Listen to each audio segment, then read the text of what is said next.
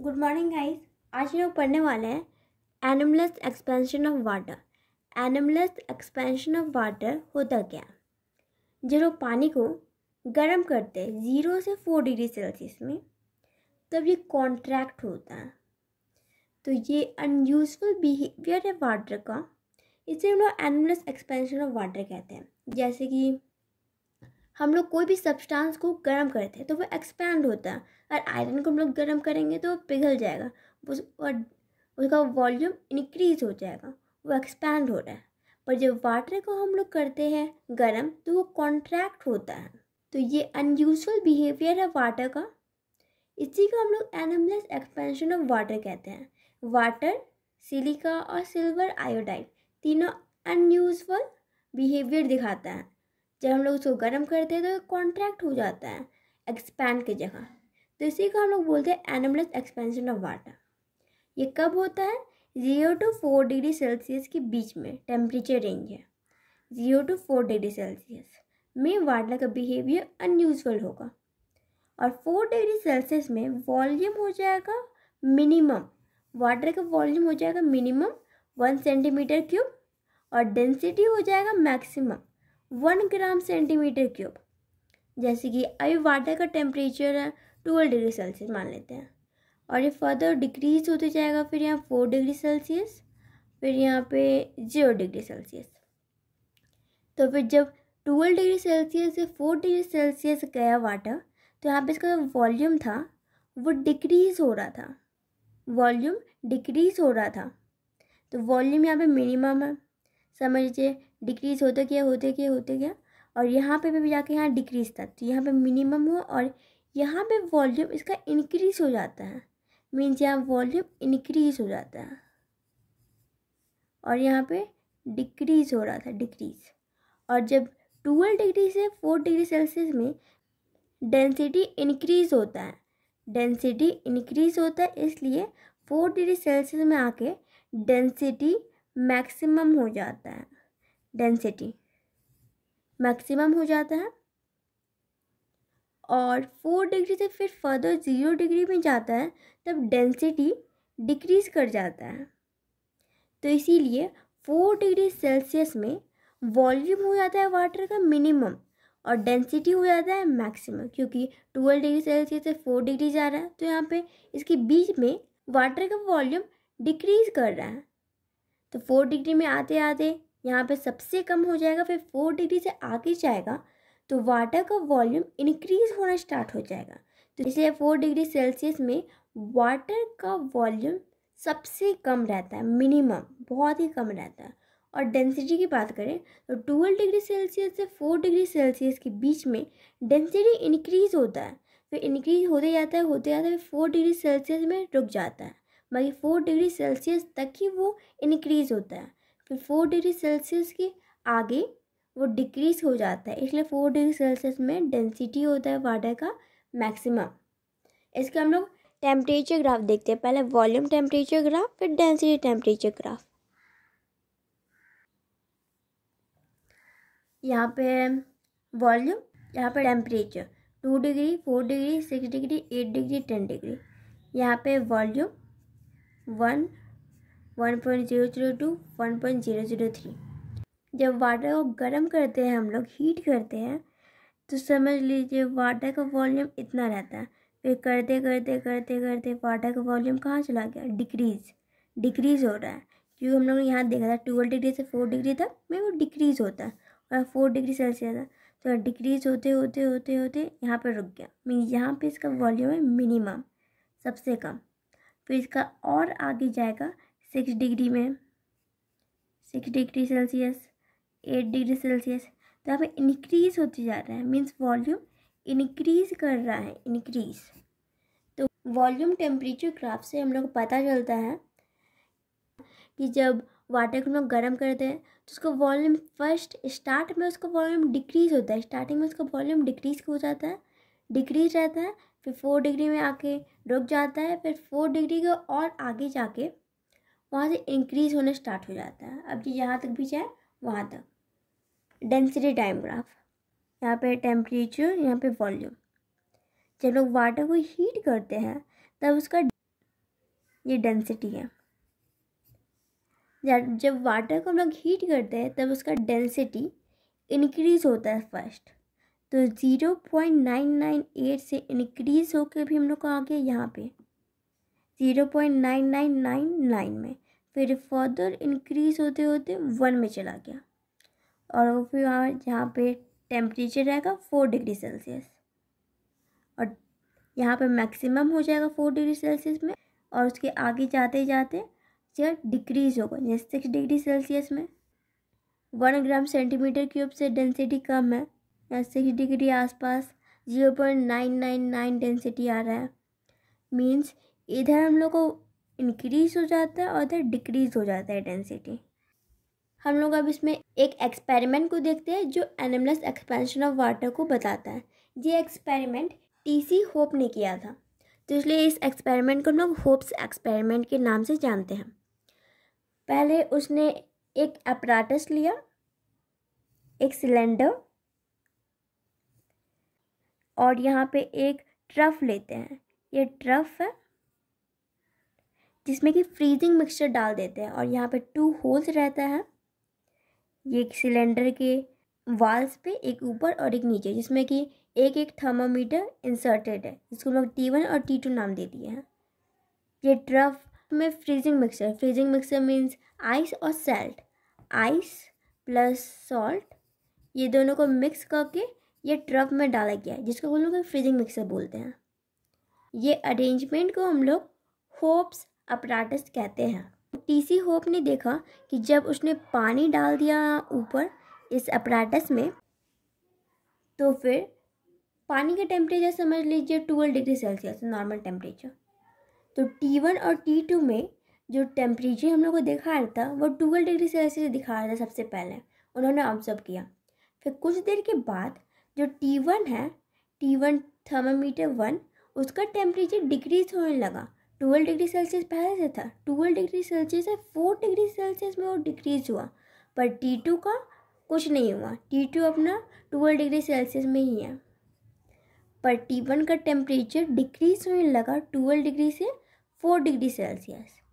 फिर और कुछ देर के बाद उन्होंने ऑब्जर्व किया कि T2 का टेम्परेचर डिक्रीज होने लगा अब 12 डिग्री से 0 डिग्री, पर T1 का टेम्परेचर सेम रहा, मीन्स 4 डिग्री सेल्सियस नीचे हो गया और ऊपर 0 डिग्री सेल्सियस चला गया, 12 डिग्री से 0 डिग्री। ये ऐसा इसीलिए हुआ क्योंकि जो ट्रफ में फ्रीजिंग मिक्सचर था वो टेम्परेचर डिक्रीज कर दे रहा है वाटर का।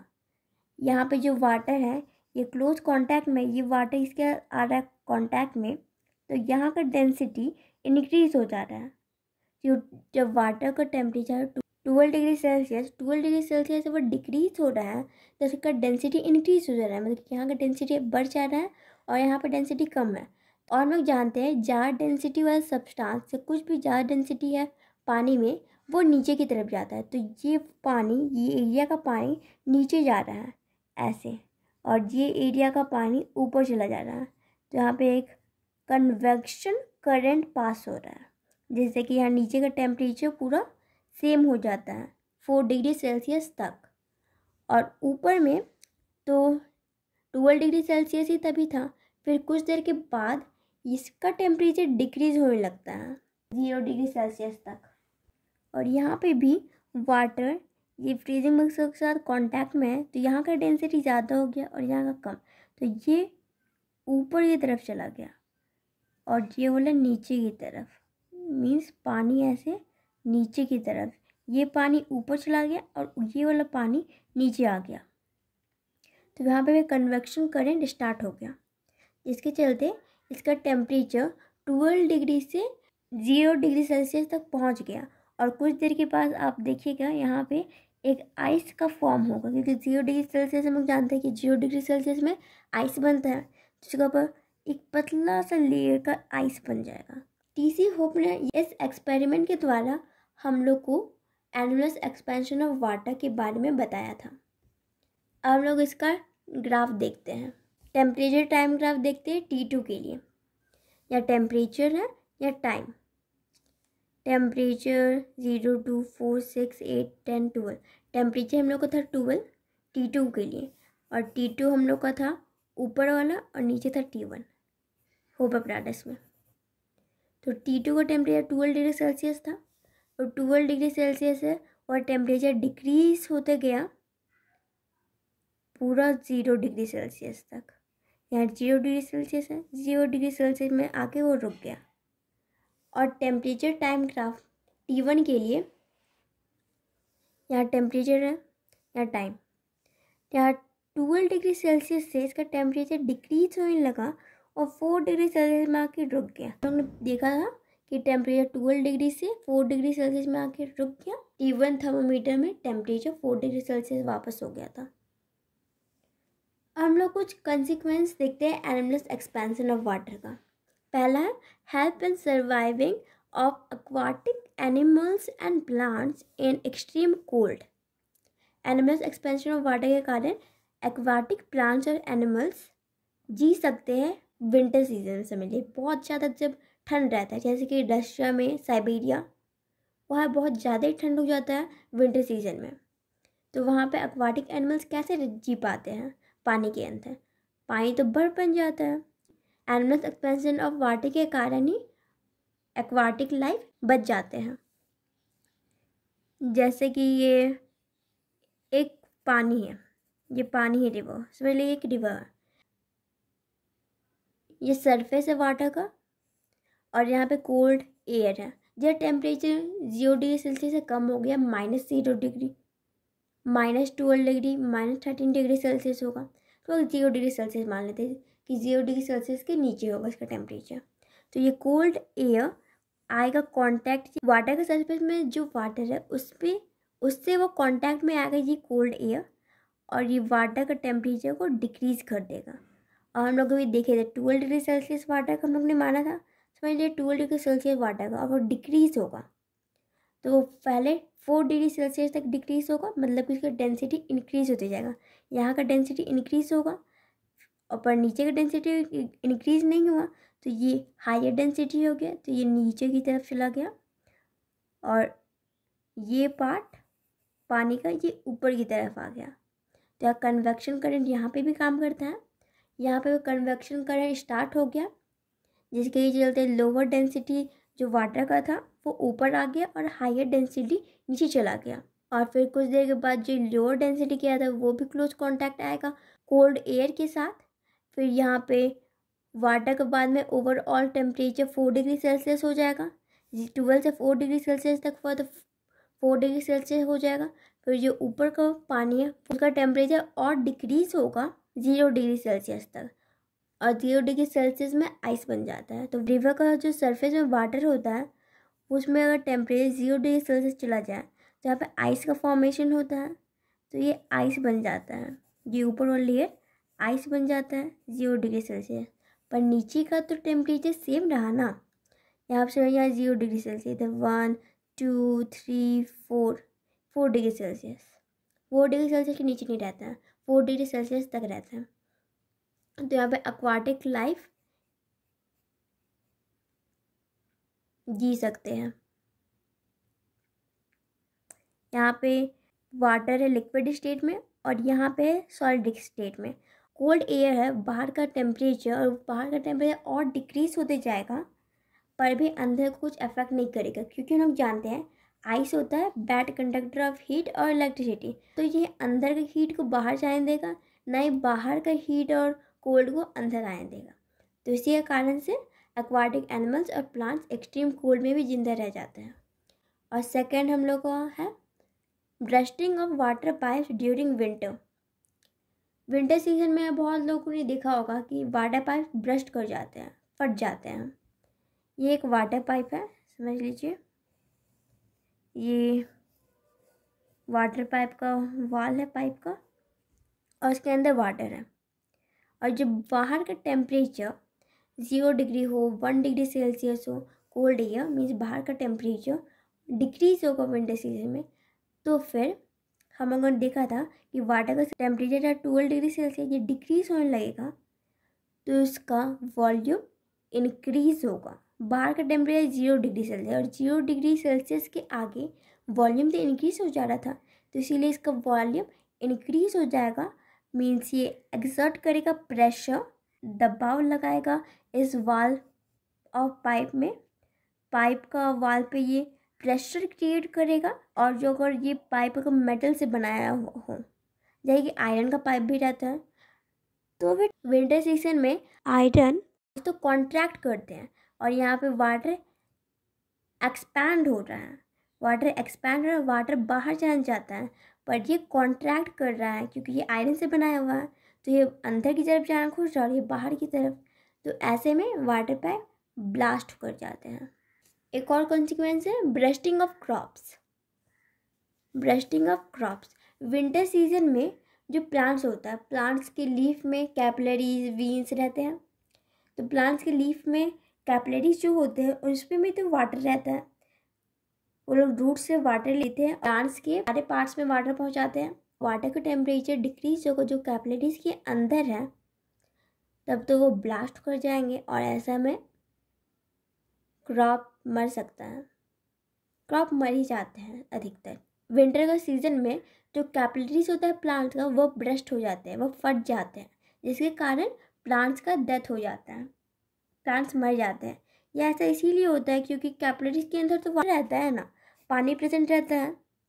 और विंटर के सीज़न में बाहर का टेम्परेचर कितना होगा, 0 degree Celsius, 1 degree Celsius, around इतना ही होगा। और हम लोग जानते हैं कि जब वाटर का टेम्परेचर हम लोग डिक्रीज कर देते हैं तो उसका वॉल्यूम इंक्रीज हो जाता है। तो फिर बाहर का टेम्परेचर तो डिक्रीज हो रहा है, मीन्स वाटर का टेम्परेचर भी डिक्रीज हो रहा है। जो वाटर उस पाइप के अंदर है, कैपिलरी के अंदर है, जो ब्रस्टिंग ऑफ पाइप में हुआ वो भी ब्रस्टिंग ऑफ क्रॉप से सिमिलर ही है। तो उसका वॉल्यूम इंक्रीज कर जाता है, जिसके कारण कैपिलरीज ब्रस्ट कर जाते हैं। तो फिर ऐसे में क्रॉप्स का बहुत ज़्यादा ही नुकसान होगा, बर्बादी बहुत ज़्यादा होगा। तो इसको प्रिवेंट करने के लिए, इसको रोकने के लिए फार्मर सब पूरे फील्ड को, खेत को, बाड़ी सबको पानी से भर देते हैं। अब पानी से भरने से क्या होगा, पूरा फील्ड को पानी से भर देते हैं तो जो पानी है उसका टेम्परेचर डिक्रीज हो रहा है। जो बाहर का टेम्परेचर बहुत ही ज़्यादा ही कोल्ड है, तो इस वजह से वाटर जो है उसका भी टेम्परेचर डिक्रीज होने लगेगा, जिसके कारण वाटर से हीट एनर्जी रिलीज़ होगा। हीट एनर्जी रिलीज़ होगा मतलब कि ये जो एरिया है, जो इसका एनवायरनमेंट है, यहाँ से ये पानी है, ये पानी से हीट निकलेगा, एनर्जी निकलेगा, जो भी हीट के फॉर्म में। तो यहाँ का जो एनवायरनमेंट होगा उसको, जो वाटर है जितना उसमें हीट निकल रहा है, तो फिर ये हीट वहाँ यहाँ का टेम्परेचर को मेंटेन कर लेगा और ये प्लांट सब बच जाएंगे, जिसके कारण जो कैपिलरीज हैं वो ब्रस्ट नहीं करेंगे।